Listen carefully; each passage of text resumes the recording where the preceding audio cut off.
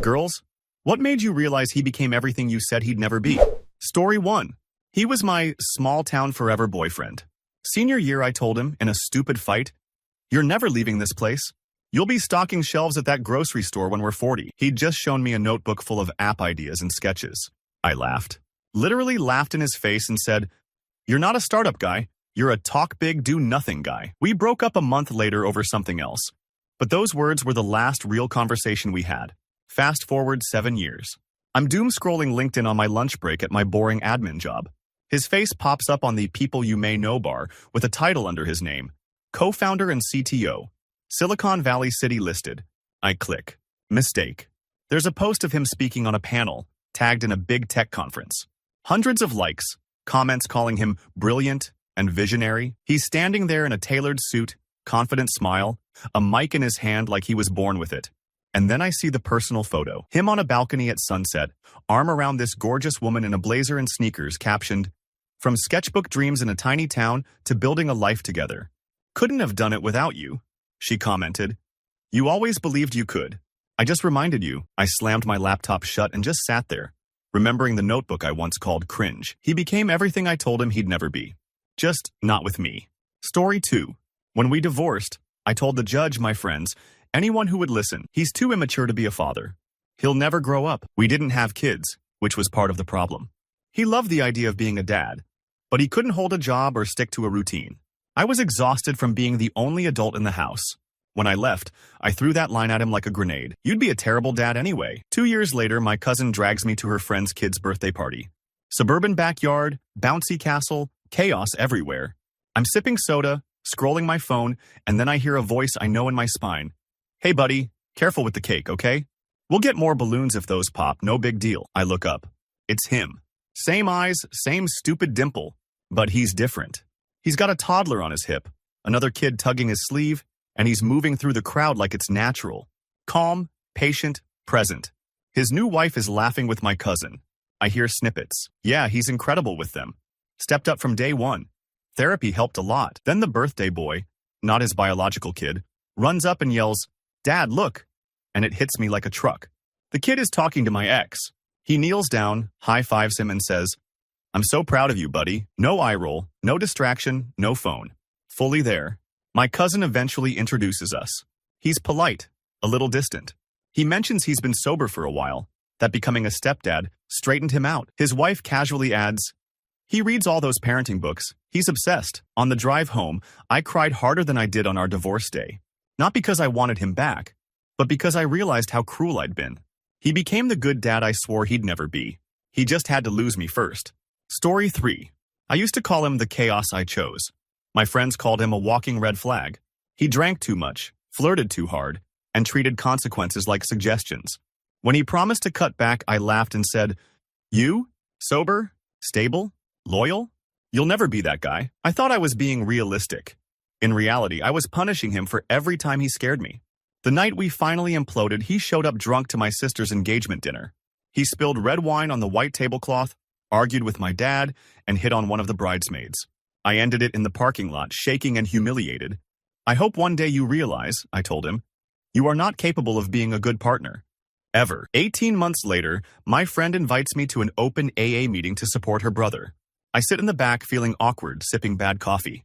Then the meeting leader calls on the next speaker. It's him. He walks up in a plain t-shirt, no swagger, no performance. Just this steady, quiet presence. He introduces himself, mentions his sobriety date, and starts talking about the woman I hurt the most, how he used to use charm as a shield, alcohol as a personality, cheating as validation. He doesn't say my name, but the timeline is obvious. People in the room are nodding. Some are crying. He talks about therapy, accountability, making amends he'll never get the chance to deliver. Then, after the meeting, I see her, a woman waiting near the door, holding a thermos and keys. She kisses his cheek, listens while he decompresses, and they leave together. No drama. Just stability. I realized I was looking at the version of him I claimed could never exist. Sober, honest, consistent. The kind of man I begged him to be. He did become that man. Just in a life where I'm a lesson, not the reward. Story 4. When we were together, I begged him for boundaries. Stop letting everyone walk all over you, I'd say. Grow a spine. Tell your mom no. Tell your friends no. Tell me no when I'm being crazy. He'd promise, then fold the second anyone cried or raised their voice. And yeah, that included me. I weaponized it. Threatened to leave so he'd cancel his plans. Cried so he'd move his priorities around me. I told him, right to his face, you'll never have healthy boundaries. You're too scared to lose people. Eventually, I got bored. I called him clingy, spineless, emotionally unavailable in the same month. Then I left for someone more confident. The new guy cheated on me with his ex. Karma has a sense of humor. Months later, I text my ex one night. A classic, hey, how have you been? He takes hours to respond. Old him would have replied in seconds. Finally, hey, I'm good, thanks. Hope you're well. Short, neutral, weird. I stalk his socials. He's in photos hiking, at game nights, reading in a park. There's a woman who shows up often, always laughing, always holding his hand. Caption under one post. Learning that no is a love language too. I spiral. Maybe I made a mistake. Maybe he was always the one. So I ask if we can talk for closure. He agrees to coffee. Public place, midday, 30 minutes only, his rules. He shows up confident, calm, peaceful. I ramble apologies, half-assed self-awareness, hints that maybe we could start over. He listens, then says the words I never thought I'd hear from him. I appreciate the apology. But getting over you is how I finally learned my own limits. And I'm not willing to cross them again. Not even for nostalgia. I laugh, assuming he'll cave like always. He doesn't. He gets up, pays for my drink, and leaves right on the 30-minute mark. I watched him walk away and realized the man I'd always wanted him to be finally showed up, but his new boundary was me. Story 5. His mom hated me from day one. I was too loud, too independent, too focused on my career. She'd make those sugar-coated comments. He needs a wife who will really support him, not compete with him. He never defended me. That was the wound we kept bleeding on. I told him 100 times, you will never stand up to your family. You'll always be their little puppet. You'll never choose a wife over your mother. When we got engaged, it was a disaster. She hijacked planning, criticized every choice, showed him houses closer to her, behind my back. I called off the wedding after she accidentally left me off a family group chat about venue deposits. The breakup was ugly. I told him, you're not a man, you're an extension of your mother. He cried, begged, promised he'd change. I said, you won't. You can't. And I walked. 2 years later, a mutual friend invites me to a restaurant opening. I show up, and there he is. In a suit, hand on the waist of another woman. She's not the submissive doormat I expected. She's poised, laughing, clearly his equal. I try to avoid them, but we eventually collide at the bar. His fiancée, yeah, I heard that word, it stung, sticks out her hand and says, I've heard a lot about you. Her tone is neutral, not catty. Later that night, I step outside and accidentally witness the scene that finally shuts my mouth. His mother is on the sidewalk, hissing at his fiancée about ruining traditions and stealing him. He steps between them, literally. Mom, stop, he says. Not whining, not pleading. Firm. You don't get to talk to her like that. If you want to be at our wedding, you will treat her with respect. If you can't do that, you won't be there. His mother sputters, shocked. The woman beside him doesn't flinch. She just squeezes his hand. I'm standing there behind a parked car, realizing he is doing the exact thing I begged for and swore he'd never do, drawing a line with his family and choosing his partner. He became the man who could protect his relationship, make hard choices, and live with the fallout. He just had to become that man for someone who wouldn't wait around hoping, or threatening, for it. Story 6. When we were together, he was the guy who'd die in this town. His words, not mine. He'd joke that passports were a scam and that people who traveled were just running from their problems. I was the one with Pinterest boards full of cities. I begged him to come abroad with me after college. He shrugged and said, you're the traveler. I'm not that guy. I'll never be the living out of a suitcase dude. We broke up over 100 small things that added up. His comfort zone, my restlessness, our resentment. On the way out, he said, go chase your European fantasy. I'll be right here when it blows up. I snapped back. You'll never grow. You're allergic to change. Fast forward 4 years. I'm scrolling Instagram on a Sunday, alone in my studio, hating my job and wondering when my European fantasy turned into arguing with landlords and eating instant noodles. His story pops up because a mutual friend liked it. I almost keep scrolling. Then I see the location tag. Not our town. Not even our country. It's a photo of him at some night market in Asia. Hair longer, sunburned nose, wearing a backpack that's definitely not just for show. The caption, year 2 on the road. Never thought I'd be this guy, but here we are. I click his profile. Big mistake. He's cliff diving in Greece, taking language classes in Lisbon, volunteering at an animal shelter in Peru. He travels slow, actually learns the culture, isn't just flexing beaches and cocktails. In almost every picture, there's the same woman beside him. Messy hair, no makeup, laughing. In a reel, he's talking to the camera, saying, I used to be terrified of change. My ex always wanted to travel and I shut it down. I regret that.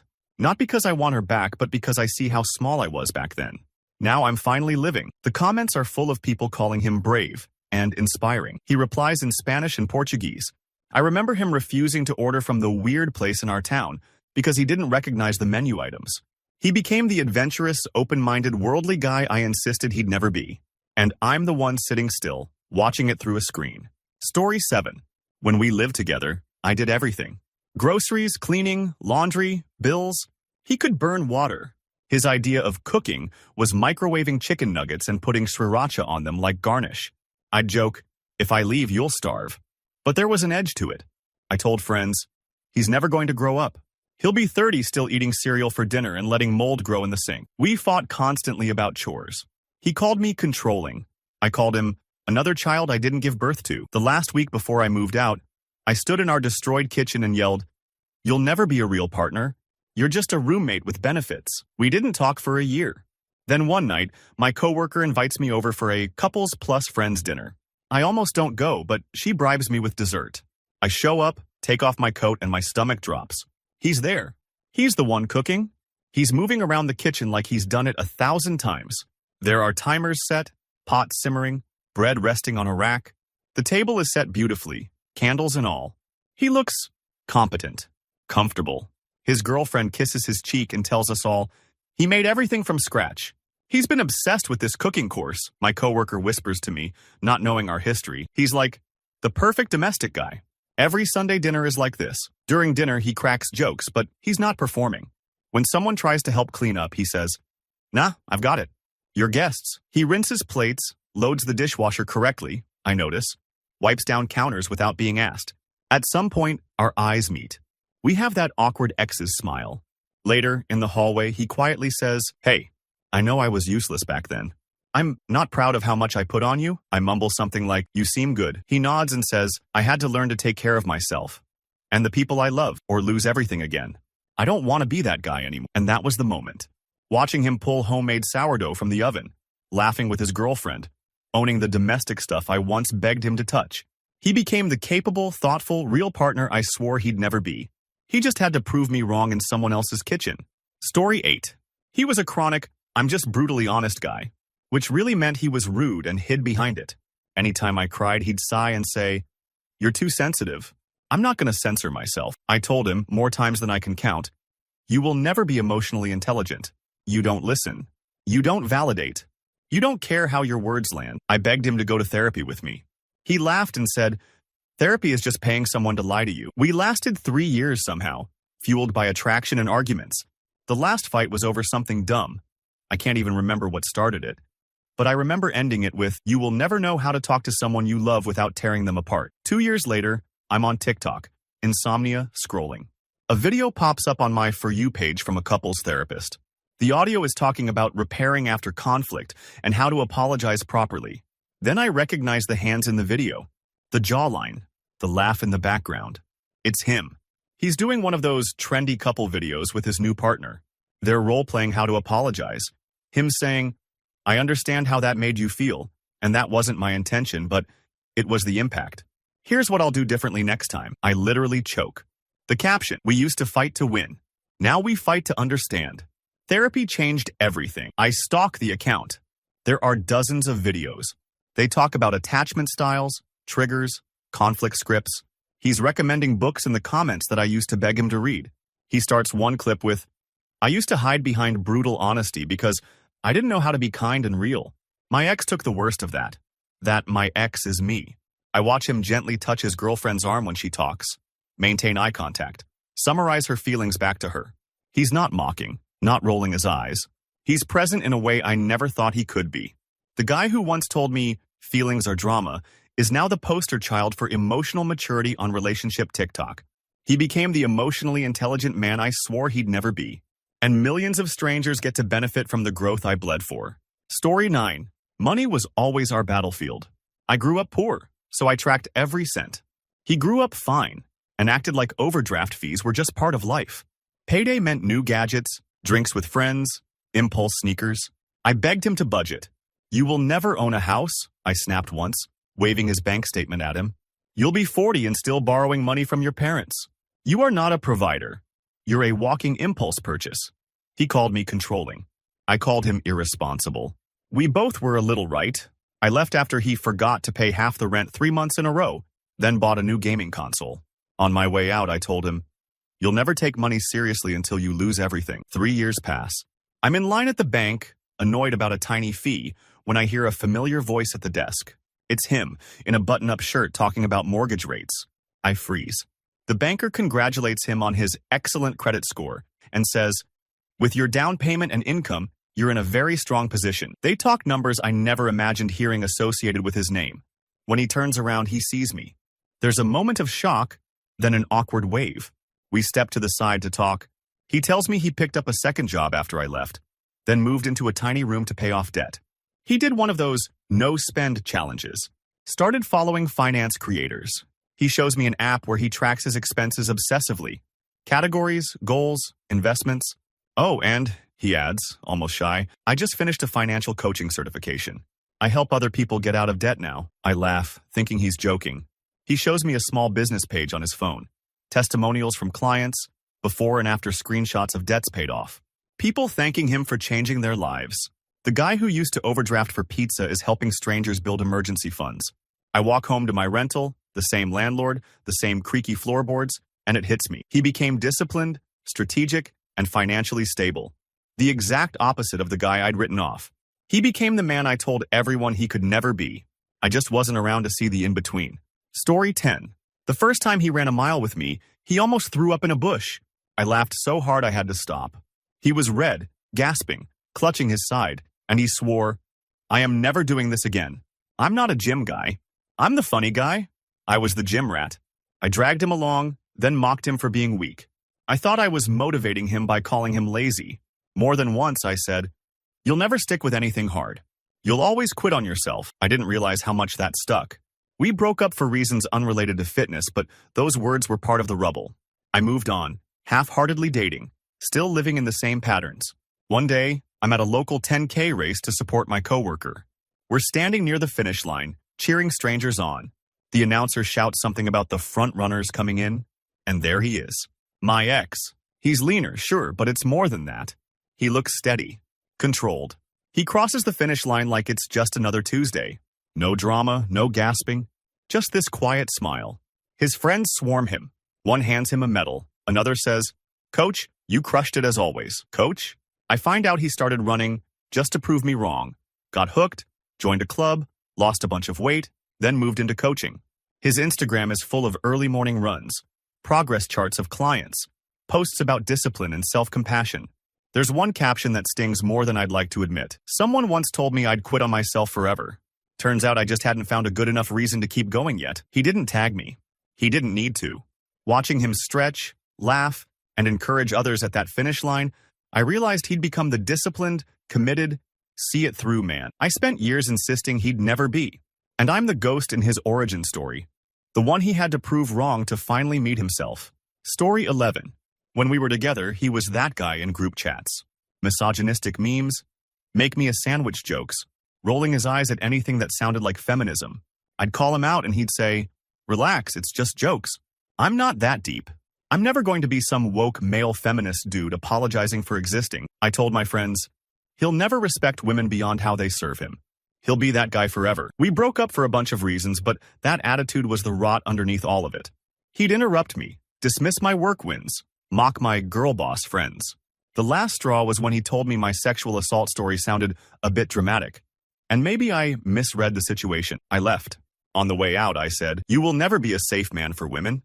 You just don't have it in you." Years later, I'm doom-scrolling YouTube, and a recommended video pops up. Men's role in ending harassment. Campus talk. The thumbnail is a blurry auditorium and a guy at a podium. The name looks familiar. It's him. Curiosity wins. I click. He's telling a room full of students how he used to be the joke guy who laughed at assault stories and dismissed boundaries, and how a breakup, that'd be me, forced him to confront how dangerous his mindset was.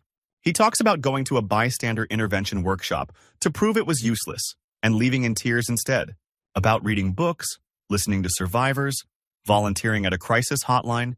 He says, "Men like me were part of the problem. I'm trying to be part of the solution now." There's a shot of the front row. His girlfriend is there, nodding, eyes glassy, clearly proud. Later, she comments under the video, "Proud of the man you chose to become. Our daughters will have a better world because of men like you." Daughters, plural. I slam my laptop shut and just sit there. The guy who once made rape jokes in our group chat is now teaching other men how not to be a threat. He became the safe, self-aware, accountable man I swore he'd never be. And the line he crossed to get there was leaving me behind. Story 12. He was the stereotype.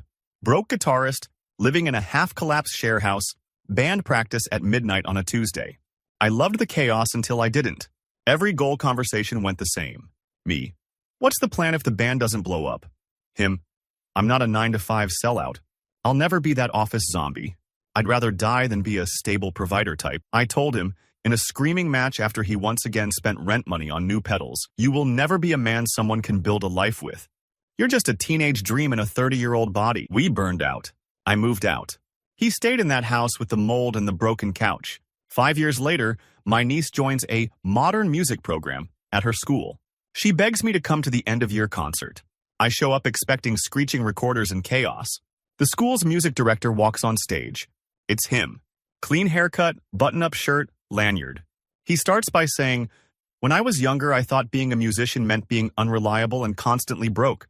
Then I realized music can be a way to give kids stability, confidence, and community." He conducts the kids like it's the Grammys. After the show, parents swarm him, thanking him for helping their shy kids come out of their shell, for showing up early, staying late, caring. My niece drags me over. "Auntie, this is Mr. R. He's the best teacher ever. He helped me write my first song." He looks at me and freezes for a second. Then he smiles, professional and polite.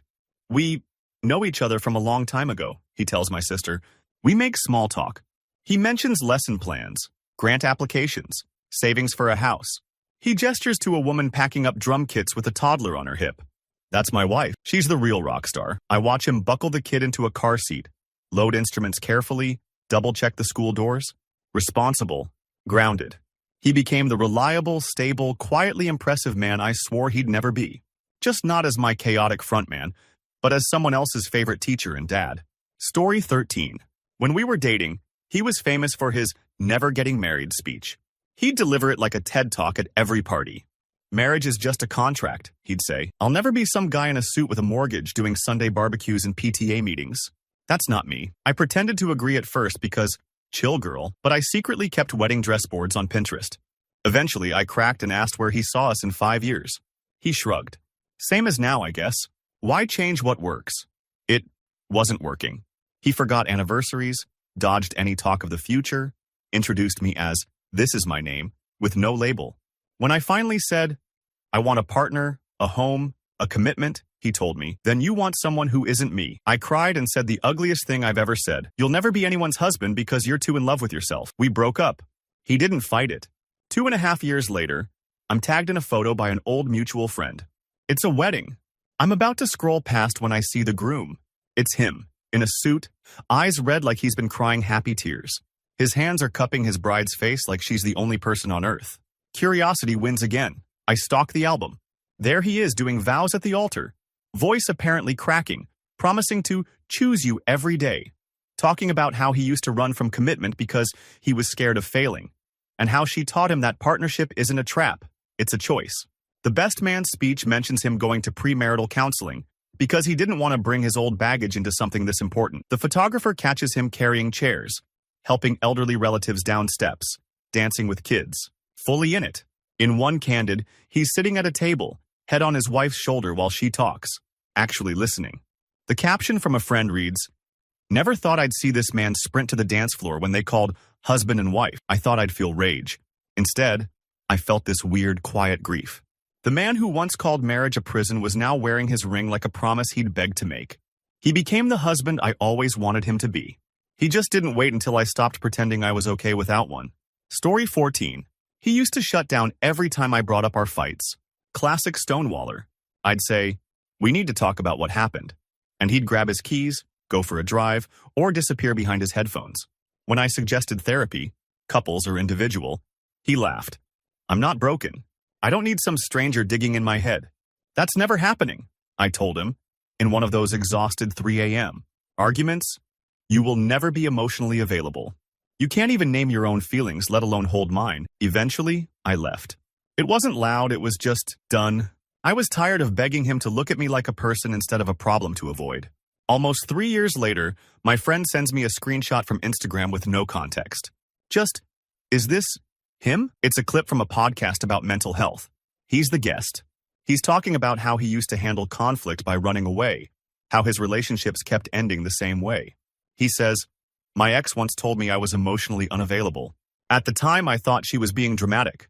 Now I know she was right, and I'm grateful she said it out loud." He talks about starting therapy after another breakup, about learning he had anxiety and a fear of abandonment, about how he thought feelings were weakness because that's what his dad modeled. The comments are wild. Women thanking him for showing that men can go to therapy. Men saying, "Bro, this is literally me. I booked my first session." I click through his page. There are posts about grounding exercises, communication skills, shout-outs to his therapist.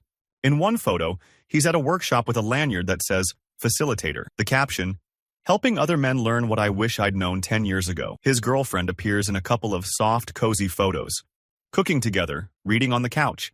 In one caption, he writes, "Thank you for staying in the room when I finally stopped running from myself." I stared at my phone for a long time, hearing his old line, "Therapy is never happening." He became the self-reflective, emotionally literate man I swore he'd never be. And ironically, he credits our breakup as the first crack in his armor. Story 15. His anger scared me. Not because he hit me, he never did, but because of how quickly he went from zero to slamming doors and shouting. Holes in walls, broken plates, the whole cliche. Every time I flinched, he'd say, "I'd never hurt you. I'm just passionate. I'll never be that calm Zen guy. That's not in my DNA." I believed him. I grew up around worse, so I told myself this was manageable. Still, in quieter moments, I'd tell him, "You can't live like this. You will never have a peaceful life if you don't control your temper." He'd last a week or two being chill, then something would set him off. Eventually, after he screamed at a barista for getting his order wrong, I realized it wasn't just me who was unsafe around him. It was everyone. The day I left, I said, "You'll never be the safe place you think you are. Not until you scare yourself more than you scare everyone else." Years pass. I block him, move cities, rebuild. One night, a mutual friend invites me to a community event, a panel on healthy masculinity and anger. She doesn't mention who's speaking. We sit down. The second panelist walks out. My stomach drops. It's him. He's different before he even opens his mouth. Shoulders relaxed, slower movements, breathing steady. No edge. He tells the room about growing up in a house where yelling was normal, where men punching walls was just how they let it out. He admits he scared an ex so badly she left. He says, "That was the moment I realized I had become the thing I swore I'd never be, my father." He talks about anger management classes, trauma therapy, learning to pause, to walk away before the explosion, not in the middle of it. He describes the first time he owned his rage instead of blaming it on passion. Then he says something that knocks the air out of me. "If that ex ever hears this, I want her to know she was right to leave. I became a better man because she refused to normalize my behavior." After the panel, I slip out the side. I don't talk to him. I don't need to. On the way home, I pass a cafe and see him through the window with a woman and a little boy. The kid spills his drink. My old panic rises. But he just smiles, grabs napkins and says, "It's okay, bud. Accidents happen." No flinch, no flash of rage, just calm. He became the safe, gentle, self-controlled man I thought he had no capacity to be. And I became the line he chose never to cross again. Story 16. He was the funny fat guy in our friend group, and he leaned hard into it. Self-deprecating jokes, baggy hoodies, living off energy drinks and takeout. I wasn't kind about it. I'd nag him about his health, but not in a loving way. More like weaponized concern. "You're going to drop dead at 40, I'd say. You'll never be the guy who hikes or swims or does anything active. This is just who you are." When he said he wanted to join me at the gym, I laughed. When he talked about maybe trying a 5K, I said, You can't even take the stairs without wheezing." I told myself I was being honest. But really, I was just scared he'd change and leave me. so I kept him small. We broke up for a dozen reasons, but the last fight was brutal. He admitted my comments made him hate himself. I snapped back, "No one can make you hate yourself if you don't already. You were like this before me. You'll be like this after. You're never going to change." A year later, my coworker invites me on a beginner-friendly hiking trip with a local outdoor group. I'm out of shape myself by then, but I go, thinking it'll be casual. At the trailhead, the group leader hops out of a car, starts unloading gear, cracking jokes, checking everyone's water bottles. I recognize his voice before I see his face. It's him. Except, it's not. He's still big, but it's a different kind of big. Solid. Strong. His face is leaner, eyes clearer. He's in actual hiking clothes, not the old stained hoodie. He does a safety briefing, talks about pacing, consent around photos, making sure no one is left behind. He moves with this quiet confidence I've never seen on him. We lock eyes for a second. There's a flicker of recognition, then he smiles politely and keeps going. No extra attention, no awkwardness. I'm just another person in the group. On the trail, I fall behind. He drops back to walk near me, not overbearing, just steady. "How's your breathing? Need a break?" he asks. He shows me how to adjust my backpack strap so my shoulders don't hurt. There's no smugness, no "remember when you" in his tone. One of the other hikers gushes. He's amazing. He started this group so people in bigger bodies could enjoy the outdoors without being shamed. He's always reminding us it's about what our bodies can do, not how they look, she adds. He lost a lot of weight at first, but then he realized dieting wasn't the point. Now he talks about strength, stamina, blood work, mental health. He's honestly changed my life. Later, on a lookout point, someone asks how he got into hiking. He shrugs and says, "I hit a point where I was tired of hating myself. Someone I loved once told me I'd never change. For a while I believed her. Then I decided she didn't get to be right about my whole life." I almost choke on my water. He became strong, capable, tender with other people's insecurities, and fiercely kind to himself. The version of him I never gave a chance to exist. And the wildest part? He didn't need my approval anymore. Not even a little. Story 17. When we were together, he was a full-time Weed Plus video game guy.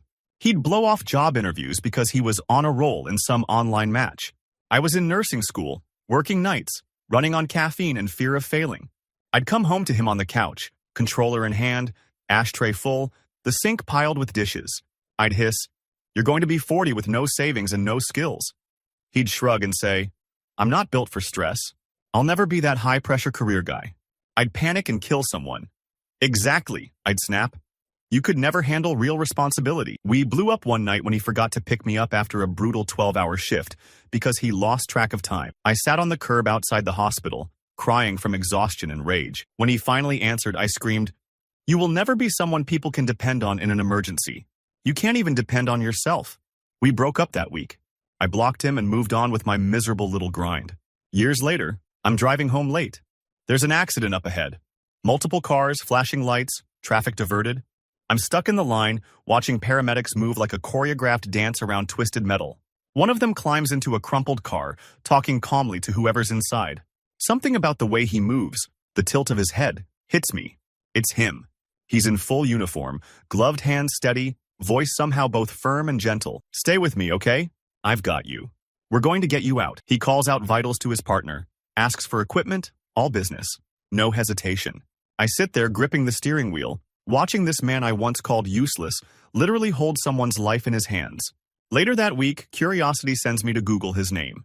Up pops a local news article about first responders honored for bravery. There's a photo of him receiving a medal. The article talks about him crawling into a burning car to stabilize a teenage driver until firefighters freed them. He's quoted saying, "I used to run from stress.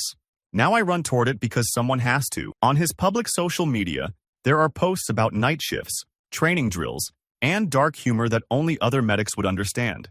There are also photos of him at a barbecue with coworkers, and one of him holding a little girl, his niece, I think, while she tries on his helmet.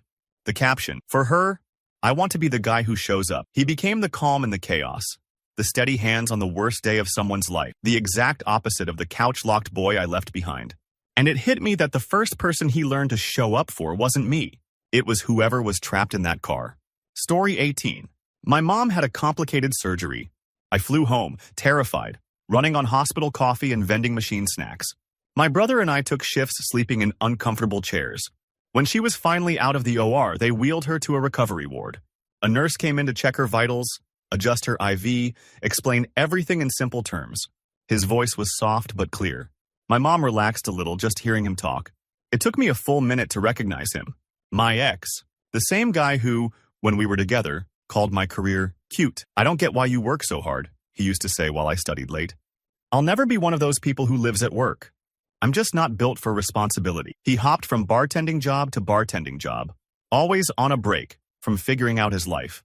I begged him to commit to anything, school, a trade, even just a savings plan. He'd promise, then quit 2 months in. The night we broke up, I yelled, "You will never care about anyone but yourself. You can't even remember to water a plant. How are you going to care for a person?" Standing in that hospital room, watching him gently tuck my mom's hand back under the blanket, I realized how outdated that sentence was. He recognized me second. There was a flicker of surprise. Then he shifted into professional mode. "I'm your mom's primary tonight," he said. "She did great. I'll be checking on her every hour." He explained her meds to me and my brother, encouraged us to go home and sleep, told us what numbers to call if we were worried. No flirting, no awkward jokes, just competence and kindness. Later, exhausted, I sat in the family lounge scrolling through his public profile. Photos of him in scrubs, graduating from nursing school late in life, posts about failing his first entrance exam, trying again, pulling extra shifts as a tech to get experience. There's a post about a patient who reminded him of someone I loved once, where he writes, "She told me I'd never grow up, and she was right about who I was then. But she also lit a fire under me I finally used for something good." Another photo shows him leading a new grad orientation, pointing to a whiteboard. The caption, "If my lazy, commitment-phobic past self could see me now, he'd pass out." When he came back into the room at 3 a.m., my mom was half awake and in pain. He cracked a gentle joke, adjusted her pillow, advocated with the doctor for a different anti-nausea med because she's really uncomfortable. She squeezed his hand when she drifted back to sleep. He became the caretaker I once begged him to be, patient, present, and stubborn on behalf of someone else's comfort. And the irony is, I only believed in that version of him enough to say he'd never get there. Story 19. He was the shyest person I'd ever met. At parties, he'd cling to me like a human shadow. Ordering his own food at restaurants made him sweat. Calling the dentist was a week-long internal war. I'm extroverted. I dragged him everywhere. Weddings, game nights, work events, then resented him for being quiet. "You'll never be that guy," I told him once, watching a friend of ours work the room. "The one everyone naturally follows. You're just background." I thought I was being brutally honest. In reality, I was just mean. He wanted to start a community garden on our apartment roof. "Imagine," he said, eyes bright, "people meeting up there, sharing food, hanging out." I laughed. "You can't even talk to our neighbors without panicking. You're not a community organizer. Stop pretending." We broke up after I mocked him in front of my friends for stuttering during a toast. He shut down completely. Later that night, he said quietly, "You don't like who I am. You just like having someone to feel bigger than." I told him, "Fine. Go be small somewhere else." Years later, my new place has a crappy view and no yard. I see a flyer in the lobby for a neighborhood night market and garden party a few blocks away. I go because I'm bored. It's incredible. Stalls with homemade food, kids' art, a little stage with open mic, rows of raised garden beds overflowing with vegetables and flowers. There are fairy lights everywhere, people chatting across languages and ages.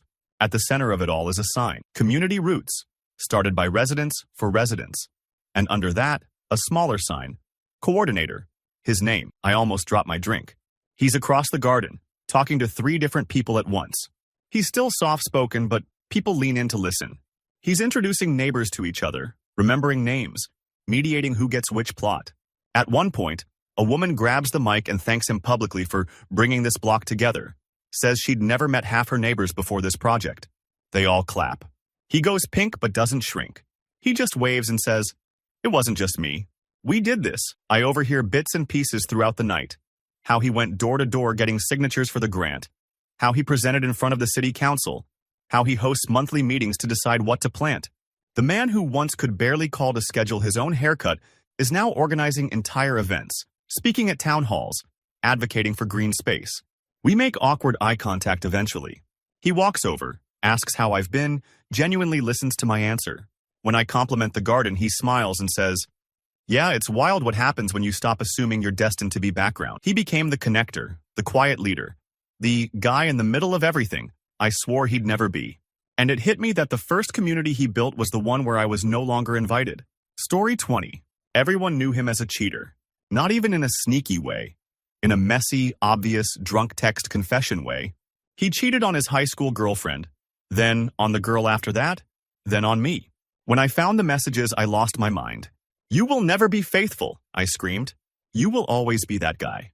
The one everyone warns their friends about." He cried, promised therapy, deleted apps, gave me passwords. I stayed for a bit, then caught him flirting again. Not technically cheating, but close enough that my stomach twisted. The night I left, I said the meanest thing I could think of. You don't deserve to grow up. You don't deserve to be someone's forever. You deserve to die alone with your DMs. Years pass. I date other people, some better, some worse. His name becomes shorthand in my friend group for walking red flag. Then one day, my coworker invites me to her kid's birthday picnic. I go, bring a gift, sit on a blanket making small talk with strangers. A little girl runs past in a superhero cape, followed by a man carrying a cooler and a diaper bag. It's him. My first instinct is to grab my stuff and bolt. But my coworker calls out, "Babe, over here," and waves him over. "Babe." He kisses her forehead, sets the cooler down, immediately starts cutting up fruit, making sure the kids have water, checking the sun on the babies' faces. He's wearing a plain t-shirt and a wedding ring. I watch him for a long time, looking for cracks. For wandering eyes, for little inappropriate comments, for old patterns. Instead, I see him constantly scanning the group like he's doing head counts. When a kid starts crying over a dropped cupcake, he gets down on her level and talks her through it. When my coworker's ex arrives late and tense, he steps back and quietly lets her handle it, no posturing. Later, when most people have left, I find myself next to him at the trash bags. It's awkward, but he breaks the silence. "I know I'm probably the last person you wanted to see," he says. "I just want you to know you were right about who I was. And I'm trying really hard to be someone completely different now." I mutter something like, "Looks like you are." He nods. "I hurt a lot of people, including you. I worked with a therapist for a long time. I don't drink anymore.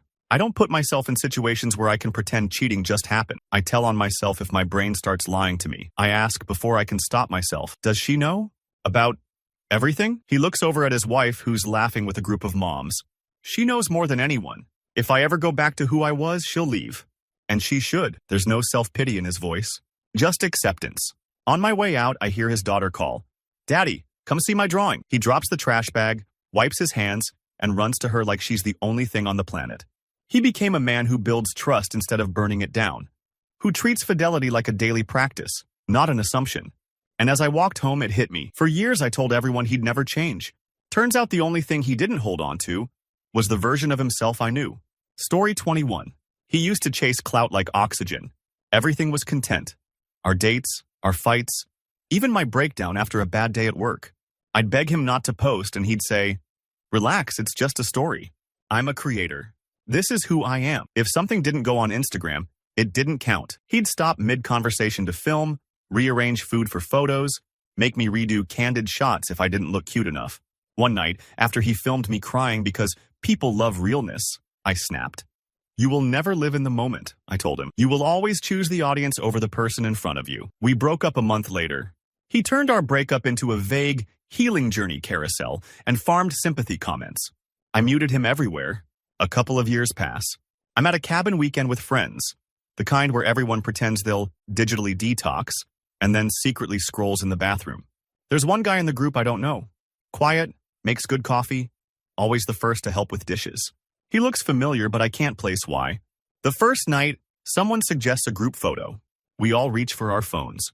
Quiet guy says, "How about just one on someone's camera and then we put them away?" No lecture, just a suggestion. Somehow everyone agrees. The next day, I see him sitting on the porch with one of my friends who's clearly mid-anxiety spiral. No phone in his hand. Just listening, grounding her. It isn't until the third day when we're all sharing embarrassing stories that someone jokes, "Remember when you were basically an influencer?" My stomach drops. They're talking about him. He grins, a little sheepish. "Yeah, I used to film everything, even stuff that should have been private. Lost someone important because of that." He says he deleted all his old content, got a regular job, and started treating his attention span like something sacred.